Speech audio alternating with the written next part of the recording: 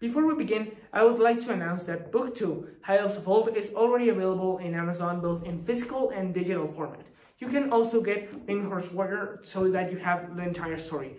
Thank you so much for your help and support. I hope that you really like it. Now sit back, relax, and enjoy the video.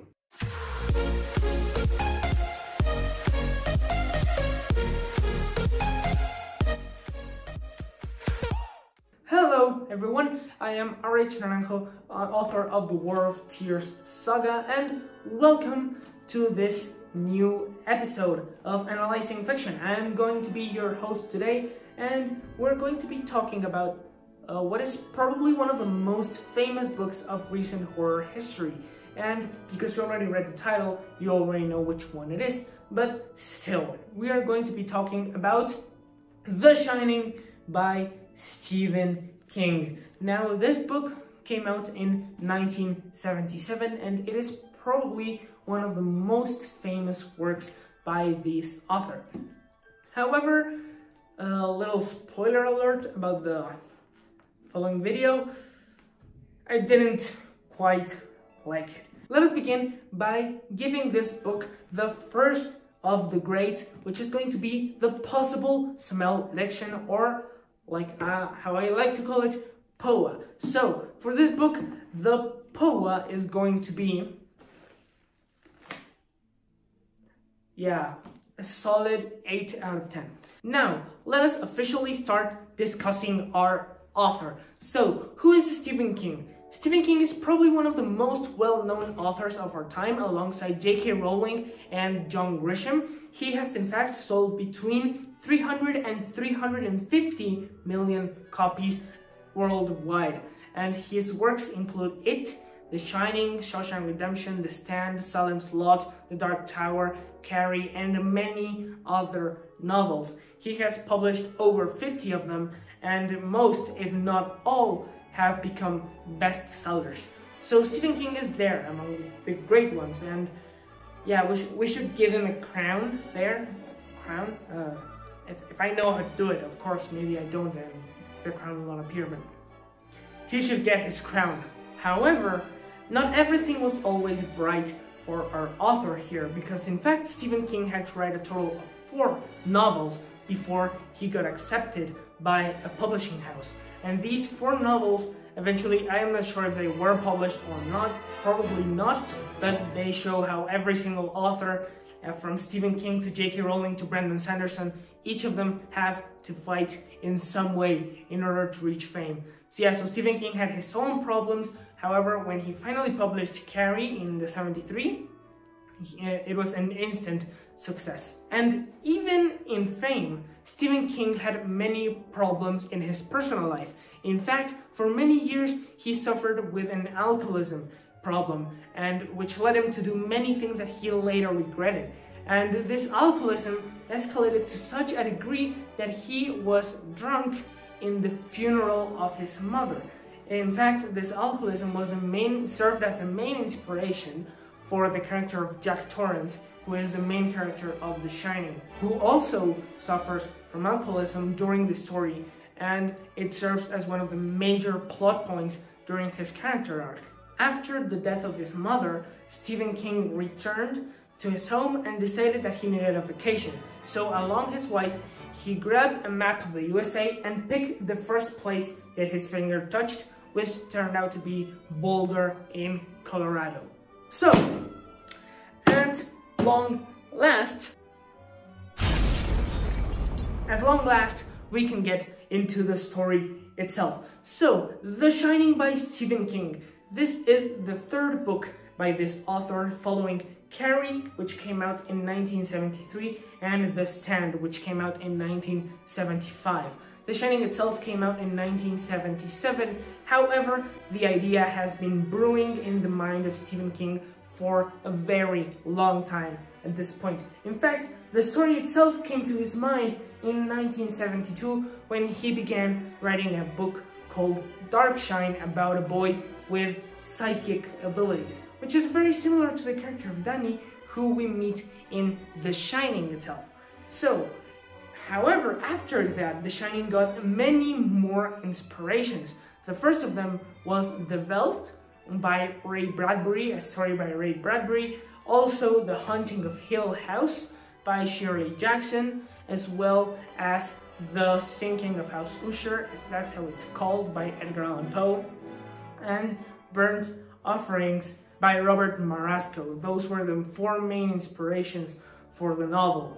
The place itself, the Overlook Hotel, came in much later. The hotel itself is inspired by the Hotel Stanley in the exact same place, in which Stephen King and his wife stayed for a couple of days after a funeral of his mother. They traveled to Boulder, like we said earlier, and they stayed on the Stanley Hotel.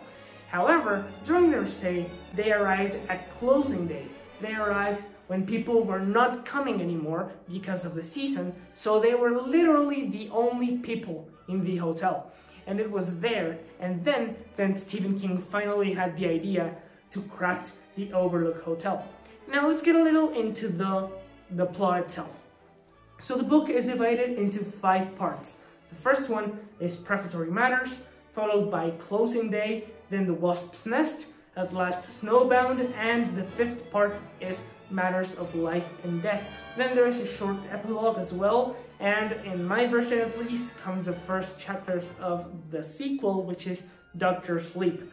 So let us get into the plot itself. The story follows the Torrance family, who is made up by Jack Torrance, Wendy Torrance, and Danny Torrance. And Jack used to be a teacher at school. However, because he has anger problems, he ends up getting kicked out, he loses his job, and is forced to look elsewhere. So they end up going to the Overlook Hotel, where Danny discovers that he has powers, but not only does he have powers, but these powers attract these spirits. So they pretty much want to eat him for breakfast, which doesn't sound very good in my opinion. So that's the overall plot of the book. Now we can get officially into the review. Yeah, so people are definitely gonna hate me for this, but The Shining, no, it's not too good, at least not for me. So the plot itself, let's talk about the plot. The Shining has a very interesting premise. It's about people who get stuck in that hotel with spirits that want to eat the child. That I've never heard of that before, and it's a very interesting story. However, overall, parts of the plot are just too bland, or they're just empty. I didn't enjoy it. I didn't enjoy them. For example, there was a section, well, towards the end. Let's just focus on the end of the book. No spoilers, but this book has an ending that just leaves me wanting to cry, to scream, to laugh, to do anything but enjoy it. It's, for me, that was a very good ending. In fact, spoilers for the next 15 seconds, but I hated how Danny ends up reminding him that what he forgot, this super important thing that he forgot, was to turn off the boiler. That's essentially it. So for me, that was a very weak ending. I didn't like it at all. I think the hotel could have been dealt with in a much better way, and maybe if they'd lost, if the hotel had managed to kill Wendy, then Danny, and maybe even Mr. Halloran, it would have been better, in my opinion, than if they survived. I haven't read Dr. Sleep, but it doesn't appear quite as interesting to me now, the book. However, yeah, for me that ending was very bad. However, the overall plot leading up to that ending was quite good. In fact, I would say that my favorite section was definitely part 3, which is, I believe, The Wasp's Nest. And the ending of that part is just creepy, man. It's scary. So overall, for the plot, I didn't really enjoy it. The characters, however, the characters are great, especially Jack and Wendy. I believe that Jack is the main character of the story, even though Danny is the one with the powers. Jack is the one with whom we spend the most of our time. and he is by far the most complex of the lot. So Jack is not only struggling with his alcoholism, but he is struggling with what he lived through in his school. He was kicked out for something that, while he was guilty, it wasn't really his fault, and it was all kind of a misunderstanding, the reason why he was kicked out of the school and lost his job. And how he deals with it, how he falls into alcoholism, then accidentally hurts Danny, and actually fights to stop that alcoholism is impressive. And I really admire him, because you really see how hard an addiction to alcohol can be. And of course it's realistic, because Stephen King dealt with this during his life too. So in that sense, Jack is an impressive character, and his slow descent into madness as the hotel begins to enter his body and take over, it's terrifying. And you actually feel scared in the scary scenes, but not because only of the situation.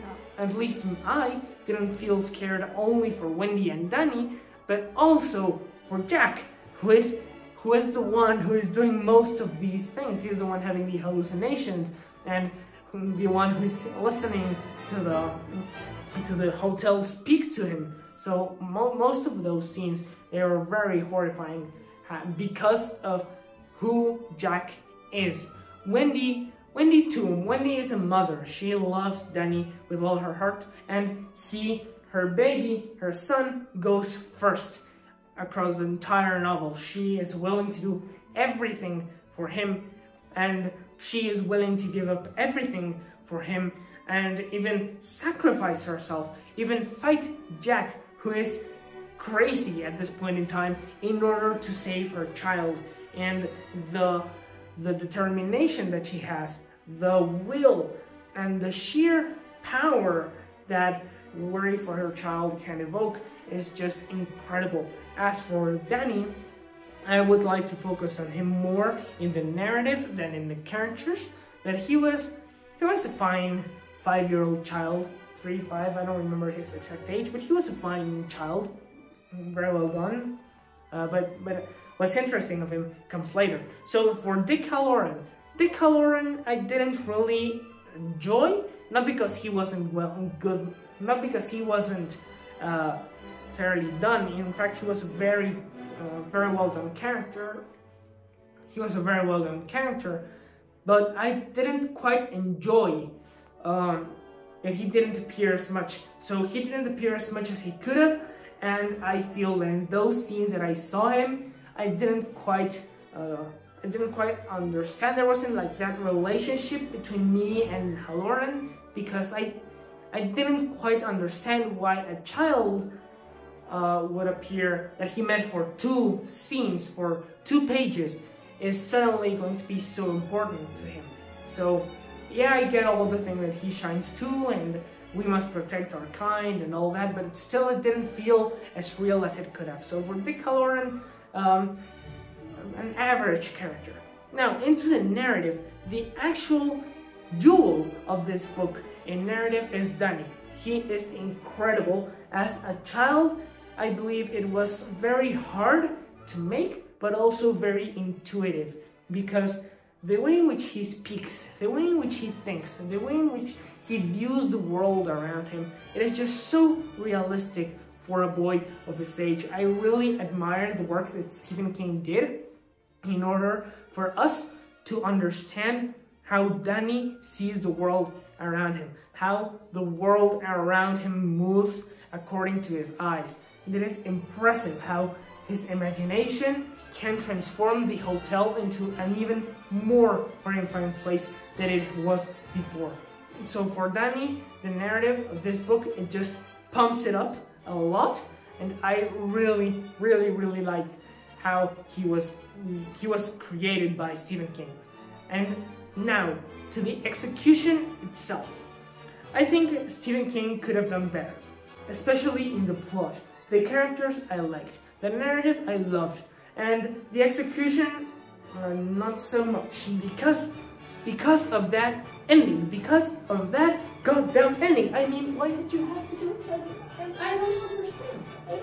However, I must admit that what I did like, I liked a lot. What I did not like, it was meh. I didn't like it, but it wasn't like the worst of things. So that alone puts it above average, above the 50. It pumps it higher. However, I still think that it could have been much, much better. And Stephen King he just blew it. In some parts, he just blew it. That's it. So, yeah. So in execution, I think he could have done better. I know what he was trying to do, and I see how he could have achieved it better, maybe by having the hotel win, or having an inner revelation in Jack instead of that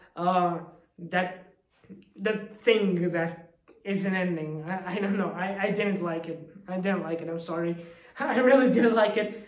So yeah, there were points in which it could have been better. However, overall, it was quite good. So my overall grade for The Shining by Stephen King is going to be a 52 out of 100, which is equal to roughly 3 stars.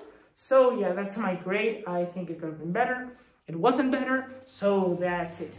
Anyway, thank you so much for watching this video. Please leave your opinion in the comments. I would be delighted to read them. So thanks so much for watching. I will see you later. Bye.